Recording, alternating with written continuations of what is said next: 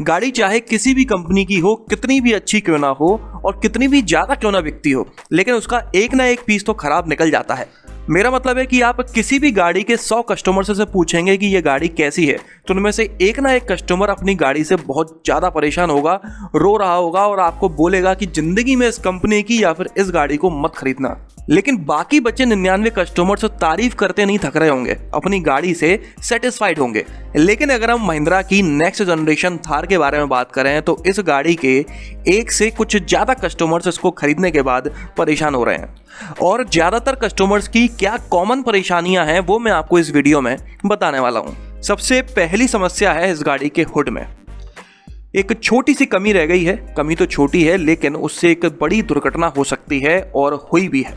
आमतौर पर जो गाड़ियां होती हैं, जब आप उनका हुड खोलते हैं तो हुड अपनी जगह से थोड़ा ऊपर उठ जाता है।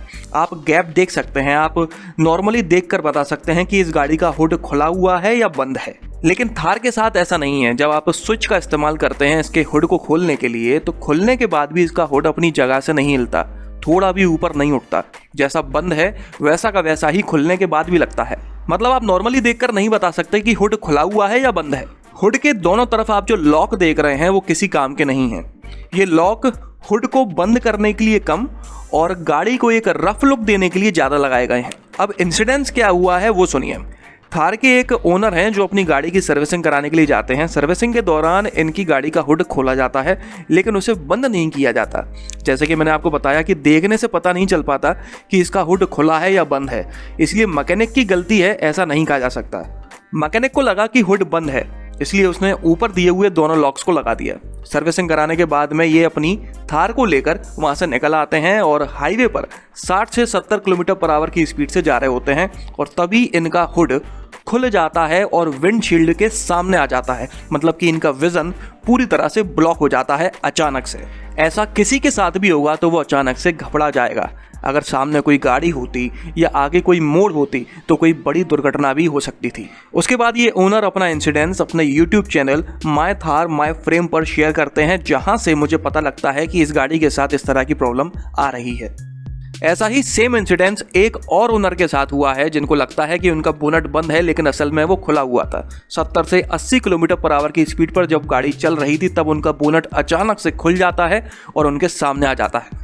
जब वो बोनट को रिपेयर करवाने के लिए सर्विस सेंटर के पास जाते हैं तो उन्हें 20,000 रुपये का खर्चा बताया जाता है, जिसमें से 9,000 रुपये बोनट के बताए जाते हैं और 10,000 रुपये बोनट को पेंट करने के लिए। लेकिन अफसोस की बात यह थी कि वहाँ पर इसका बोनट अवेलेबल नहीं था। वो लोग बोलते हैं कि हम अभी ऑर्डर कर देते हैं, लगभग 1 महीने में इसका बोनट आ जाएगा, उसके बाद हम सही कर देंगे। दूसरी समस्या के बारे में बात करते हैं तो ये जिन जिन कस्टमर्स के साथ हुई होगी उनके लिए नो डाउट काफ़ी एम्बेरसिंग रहा होगा वो मोमेंट। ये गाड़ी hard top, soft top, convertible top जैसे ऑप्शंस में आती है, लेकिन इसका जो हार्ड टॉप वेरिएंट है उसमें लीकेज की कंप्लेंट्स आई हैं। मतलब कि कुछ से थोड़े ज़्यादा कस्टमर्स ने ये कंप्लेंट करी है कि बरसातों में या फिर गाड़ी को धोते समय इसका हार्ड टॉप लीक करता है, पानी गाड़ी के अंदर आ जाता है। Mahindra Thar, the roof is leaking. This car is how many? I think just 15 days old. 15 days old car. यार मतलब आप एक इतनी महंगी गाड़ी खरीदते हो जिसकी पहचान ही रफ एंड टफ है, उस गाड़ी को लेकर अपने दोस्तों के साथ आप घूमने जाते हो, बरसात होने लगती है और आपकी छत लीक करने लगती है। कितना शर्म वाला मोमेंट है। ऐसा एक नहीं कई सारे कस्टमर्स के साथ हुआ है। हालांकि जब ये कस्टमर सर्विस सेंटर पर गए हैं तो वहाँ पर एक ब्लैक सिलिकॉन ग्लू का सीलेंट लगा दिया गया है, जिसके बाद में ये इशू रिजॉल्व हो जाता है। जैसा कि मैंने आप लोगों को बताया था कि एक ना एक पीस में तो मैन्युफैक्चरिंग डिफेक्ट्स हो ही जाते हैं, लेकिन जब ये डिफेक्ट्स एक से ज़्यादा गाड़ियों में दिखने लगते हैं तो वो गाड़ी की सेल्स पर काफ़ी बुरा प्रभाव डालते हैं। तीसरी प्रॉब्लम है जो कई सारे कस्टमर्स ने फेस की है, वो ये कि कुछ किलोमीटर चलने के बाद में ये गाड़ी अचानक से लिम्प मोड में चले जाती है। ये लिम्प मोड क्या होता है वो मैं आपको बता देता हूँ। असल में ये आपकी गाड़ी का एक सिक्योरिटी फीचर होता है। जब इंजन कंट्रोल यूनिट को लगता है कि आपकी गाड़ी में कोई समस्या है तो ये एक्टिवेट हो जाता है। इसके एक्टिवेट होने के बाद आपकी गाड़ी का एक्सेलरेशन कम हो जाता है, मतलब कि आप एक्सीलरेट तो करेंगे लेकिन गाड़ी एक पर्टिकुलर स्पीड के ऊपर नहीं जाएगी। इसके अलावा कई सारे फंक्शंस बंद हो सकते हैं, जैसे कि एसी वगैरह बंद हो सकता है। ऐसा इसलिए किया जाता है ताकि आपकी गाड़ी में कोई बड़ा नुकसान ना हो जाए। लेकिन ये लिम्प मोड अगर बिना बात के या फिर सेंसर्स में आई किसी गड़बड़ी की वजह से बार बार एक्टिवेट हो तो फिर ये कैसा सिक्योरिटी फीचर भाई। ऐसा कई सारे कस्टमर्स के साथ होता है कि उनकी गाड़ी एक्सेलरेट करना छोड़ देती है। वो घबरा कर जैसे तैसे सर्विस सेंटर तक जाते हैं, वहाँ पर जाकर पता पड़ता है कि लिम्प मोड एक्टिवेट हो गया है, फ्यूल इंजेक्टर की वजह से या फिर कूलेंट सेंसर में आई समस्या या फिर किसी और वजह से ये एक्टिवेट हो गया है। हालांकि इन समस्याओं को महिंद्रा वाले तुरंत रिजॉल्व कर देते हैं, लेकिन कई सारे कस्टमर्स का ये भी कहना है कि पार्ट्स अवेलेबल ना होने की वजह से उन्हें कई दिनों तक इंतज़ार भी करना पड़ा है। चौथी कमी कुछ यूँ है कि एक कस्टमर ने कंप्लेंट किया है कि उसकी थार बिल्कुल नई थी, मुश्किल से 500-600 किलोमीटर चली हुई थी। अचानक से उसके इंजन में से धुआं निकलने लगता है, कैबिन तक बदबू आने लगती है, गाड़ी में बिल्कुल पावर फील नहीं होती, मतलब कि एक्सीलेट तो कर रहे हैं लेकिन गाड़ी बहुत धीरे धीरे आगे बढ़ रही है। सर्विस सेंटर पर ले जाया जाता है तो वो लोग बताते हैं कि इसकी ट्रांसमिशन केबल में दिक्कत है। जब आप इसका फर्स्ट गियर डाल रहे हैं तो वो असल में फर्स्ट नहीं थर्ड गियर डल रहा है, जिसको वो लोग रिजॉल्व कर देते हैं। लेकिन कुछ दिन बाद वापस से पावर लॉस फील होता है और ओबीडी चेक लैंप की लाइट ऑन हो जाती है। फिर दोबारा से सर्विस सेंटर पर जाते हैं तो वो लोग बताते हैं कि इसकी डीजल पार्टिकुलेट फिल्टर में प्रॉब्लम है, उसके लिए वायरिंग हार्नेस को चेंज करना पड़ेगा। वो लोग चेंज कर देते हैं, प्रॉब्लम वापस से रिजॉल्व हो जाती है और कुछ दिन बाद वापस से पावर लॉस फील होता है और ओबीडी चेक लैंप की लाइट वापस से ऑन हो जाती है। जब मैंने इस कंप्लेंट के बारे में पता किया तो मुझे पता चला कि ऐसी सेम कंप्लेंट एक नहीं एक से कुछ ज्यादा कस्टमर्स ने की हुई है। एक कस्टमर का तो ये तक कहना था कि मामूली से कीचड़ में थार फंस गई थी, वहां से निकल नहीं पा रही थी क्योंकि ये अपनी पावर खो चुकी थी, बिल्कुल भी पावर फील नहीं हो रही थी इस गाड़ी में। पांचवी प्रॉब्लम जो एक कस्टमर ने फेस करी है, उनके लिए थार खरीदना एक जंग से कम नहीं था। उस महिंद्रा डीलर ने इनको रस्ट कोटिंग के नाम पर, इंश्योरेंस के नाम पर, एक्सटेंडेड वारंटी के नाम पर अपनी थार को जल्दी डिलीवर करवाने के लिए कुछ एक्स्ट्रा पैसे देने के नाम पर दम से लूटा। हालांकि ये एक अलग टॉपिक है, हम यहाँ पर थार के बारे में बात करने वाले हैं तो वही करते हैं। ये कस्टमर 24 फरवरी को शोरूम से एक नई नवेली थार खरीदते हैं पटना में। जब ये शोरूम से बाहर निकलते हैं तो देखते हैं कि गाड़ी में पेट्रोल काफ़ी कम है। 2 किलोमीटर पास ही पेट्रोल पंप था तो ये वहाँ पर चले जाते हैं पेट्रोल भरवाने के लिए। जब ये जा रहे थे तो रास्ते में इनके इंस्ट्रूमेंट क्लस्टर में इंजन चेक लाइट जलने लगती है। इन्हें लगता है कि पेट्रोल कम है तो शायद इसलिए लाइट जल रही है, लेकिन जैसे ही ये पेट्रोल पंप पर पहुंचते हैं और रिफ़िल करवाना शुरू करते हैं तो इंजन में से धुआं निकलने लगता है। ये घबरा जाते हैं, शोरूम पर वापस से अपनी गाड़ी को ले जाते हैं। लेकिन जब ये शोरूम पर वापस जा रहे होते हैं, जो कि मात्र 2 किलोमीटर दूर था, तो रास्ते में ही इंस्ट्रूमेंट क्लस्टर में traction control, hill hold control, hill descent control, engine check light, cruise control light, सारी लाइट जलने लगती हैं। गाड़ी 50-60 की स्पीड से ज़्यादा नहीं बढ़ रही होती है। मल्टी इन्फॉर्मेशन डिस्प्ले में गियर इंडिकेटर खराब हो जाता है, वो बता ही नहीं रहा होता कि गाड़ी कौन से गियर पर है। एसी काम नहीं करता, मतलब कि गाड़ी लिम्प मोड में चले जाती है। सर्विस सेंटर वाले बताते हैं कि इसके वायरिंग हार्नेस में जो कनेक्टर है वहाँ पर मॉइस्चर आ गया था, जिस वजह से ये सब हुआ। अगले दिन उनकी गाड़ी रिपेयर करके उनको वापस कर दी जाती है और उसके बाद उनकी गाड़ी में कोई दिक्कत नहीं आती। छठवीं कमी जो कई सारे कस्टमर्स ने कंप्लेंट किया है कि इस गाड़ी में सेंसर्स सही तरह से काम नहीं करते, जैसे कि ये हमेशा ही गलत एवरेज फ्यूल इकोनॉमी बताती है। गाड़ी माइलेज दे रही होती है 12 का, लेकिन इंस्ट्रूमेंट क्लस्टर में 30 kmpl लिखा हुआ आ रहा होता है। फिर दोबारा से रीसेट करो तब जाके ये सही बताती है 12 kmpl। इसके म्यूजिक सिस्टम में जो एंड्रॉयड ऑटो दिया गया है वो कनेक्टिविटी सही नहीं है। कई बार कनेक्ट हो जाता है तो कई बार कनेक्ट नहीं होता, वो बैक नहीं होता, स्क्रीन हैंग कर जाती है। जब आप किसी लंबी ट्रिप पर जाते हैं, गाड़ी काफ़ी देर से लगातार चल रही होती है तो कभी कभी इसका हॉर्न बजना बंद हो जाता है या बजता है तो काफ़ी कम आवाज़ आ रही होती है। इसमें दिया हुआ टायर प्रेशर मॉनिटरिंग सिस्टम सही तरह से काम नहीं करता। कभी कभी किसी भी टायर की गलत रीडिंग बताने लगता है। जब आप उतर कर देखते हो तो आपको दिखता है कि ये तो सही है।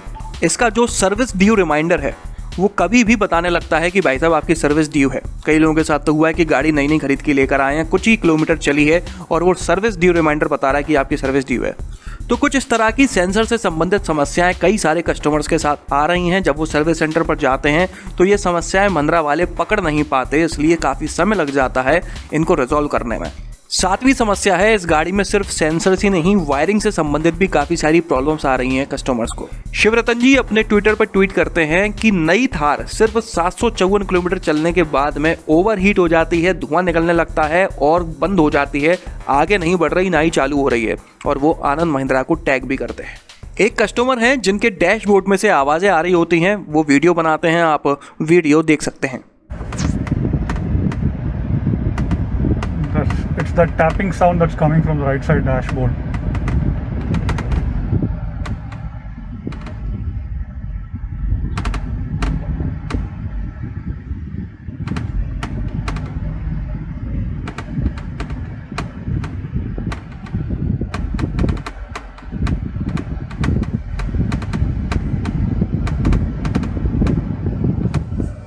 इसी तरह से एक वीडियो और है जिसमें देखा जा सकता है कि गाड़ी की बूट में से रैटलिंग नॉइज आ रही है।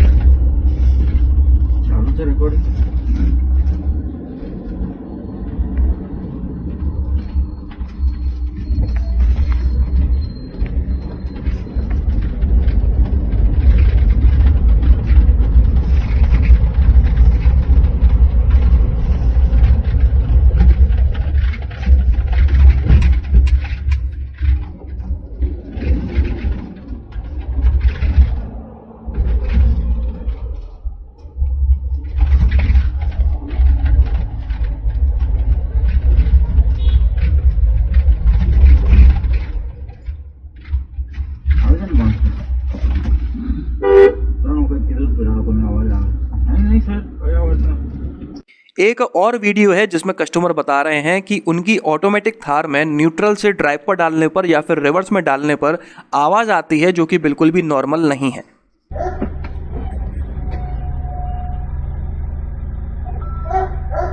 ये रिवर्स में ऐसा आवाज़ थोड़ा आना चाहिए सर जी, ये वापस आवाज़ आ रहा है, क्या करेंगे बोलो। अभी हर 10 दिन में गाड़ी बीमार हो जाती है।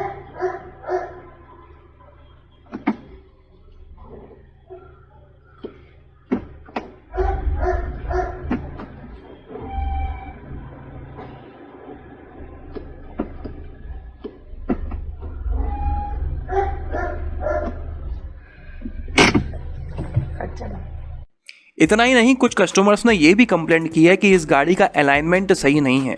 ये गाड़ी लेफ्ट साइड में अपने आप जाती है, लेकिन जब आप सर्विस सेंटर पर जाते हैं तो वो लोग इसको रिपेयर कर देते हैं और गाड़ी फिर सही चलने लगती है। 8वीं समस्या है जो कि काफ़ी कॉमन है कि इस गाड़ी का कूलेंट काफ़ी जल्दी खत्म हो जाता है। ना कोई लीकेज है ना ही कोई डिफॉल्ट है, लेकिन फिर भी कूलेंट बार बार खत्म हो जाता है। सर्विस सेंटर वाले भी इसका उपाय नहीं ढूंढ पा रहे हैं कि ऐसा हो क्यों रहा है। हालांकि 1-2 कस्टमर्स की समस्या खत्म हो भी गई है। इसके अलावा कई सारे कस्टमर्स ने यह भी बोला है कि इसके एयर क्लीनर, इंटरकूलर, कनेक्टिंग होस पाइप्स में बार बार ऑयल आ जाता है। हैंड ब्रेक से संबंधित भी समस्याएं कई सारे कस्टमर्स ने बताई हैं कि इसका हैंड ब्रेक काफ़ी लूज है, किसी काम का नहीं है। 9th और आखिरी प्रॉब्लम है जो कि एक सीधा मैन्युफैक्चरिंग डिफेक्ट है, वो ये कि जब कस्टमर ने गाड़ी खरीदी थी तो वो ध्यान नहीं दे पाए इस प्रॉब्लम के ऊपर, लेकिन जब वो घर ले जाते हैं, अगल बगल वाले टोकते हैं, तब वो ध्यान देते हैं। इनकी गाड़ी के पीछे जो लेफ्ट बेंच दी हुई है वो कुछ टेढ़ी है, गाड़ी से बाहर निकल रही है। जो सॉफ्ट टॉप है उसे बाहर की तरफ प्रेस कर रही है। जब ये सर्विस सेंटर के पास जाते हैं तो वो लोग बोलते हैं कि आपकी गाड़ी में लेफ्ट बेंच राइट बेंच से ज़्यादा बड़ी है और गलत पोजीशन पर फिक्स हो गई है, इसे हम रीलोकेट भी नहीं कर सकते। तो ये एक सीधा मैन्युफैक्चरिंग डिफेक्ट है जो कि थार में देखने को मिल रहा है। हालांकि इस तरह के डिफेक्ट्स एक आध पीस में आना आम बात है। तो ये थी कुछ आम समस्याएं जो थार के कुछ से ज़्यादा कस्टमर्स को फेस करनी पड़ रही हैं। वायरिंग का ख़राब होना, सेंसर्स का सही तरह से काम नहीं करना, गाड़ी का बार बार लिम्प मोड में जाना, मैन्युफैक्चरिंग डिफेक्ट्स होना वगैरह वगैरह। एक बात मैं आप लोगों को क्लियर कर दूं कि इस वीडियो में कही हुई कोई भी बात मैंने अपने मन से नहीं बनाई है। सारी बातें वो हैं जो कि कस्टमर्स ने कंप्लेंट की हैं। महिंद्रा थार मुझे भी पर्सनली काफ़ी पसंद है। मैं चाहता हूँ महिंद्रा ज़्यादा से ज़्यादा आगे बढ़े क्योंकि ये एक इंडियन ब्रांड है। लेकिन किसी भी गाड़ी में इतनी ज़्यादा समस्या आना एक सही बात नहीं ब्रांड की इमेज के लिए। कस्टमर्स आपको इतना बेहतरीन रिस्पांस दे रहे हैं, आपकी गाड़ी इतनी डिमांड में है कि आप खुद फुलफिल तक नहीं कर पा रहे हैं। इसलिए आपकी जिम्मेदारी बनती है कि आपकी गाड़ी खरीदने के बाद कोई भी 1% परेशान ना हो। उम्मीद करता हूँ कि जल्दी ही महिंद्रा वाले थार में आ रही इन समस्याओं का परमानेंट इलाज कर देंगे। तो चलिए इस वीडियो में तो बस इतना ही। अगर आपको ये पसंद आया हो तो इसे लाइक कर दीजिएगा, इस चैनल को सब्सक्राइब कर लीजिए और बेल आइकन को दबाना बिल्कुल ना भूलना। आपका दिन शुभ रहे। धन्यवाद।